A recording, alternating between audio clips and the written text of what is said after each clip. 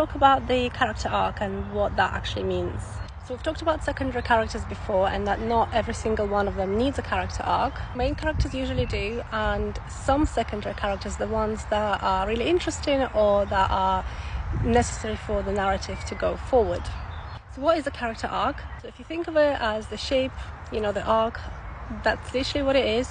Your character starts off in a situation where there might be a certain type of person, or there may be some kind of trait or something else missing from their life, and they experience a big transformation, they learn something, they go through some suffering, and then eventually they end up with something different. They end up as a different person, they have learned some lessons, they have found what they were looking for. They don't always have to have something that is missing straight away. They might have a perfect life as they start, and then very quickly in the narrative it all falls apart and there's your conflict. One example of that could be that they had this perfect life of what they thought was perfect, it all falls apart, and in the process of rebuilding they actually realize that they weren't happy and they build a completely different life. Some characters can start off as pretty negative, pretty bad, and then they experience this kind of transformation and they become they learn the lessons. And it could be the other way around as well. So somebody starts off as a very kind, nice person, and then bad things happen and they just become,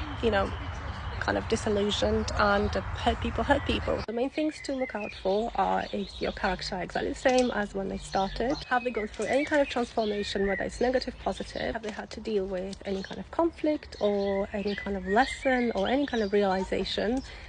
For the best or for the worse. And remember that some characters have a kind of flat character arc. We talked about it in the previous video, where they don't actually have a noticeable character arc. They stay the same type of character throughout, and sometimes that's useful, even for main characters, especially if you're writing something like action, sometimes the character stays exactly the same.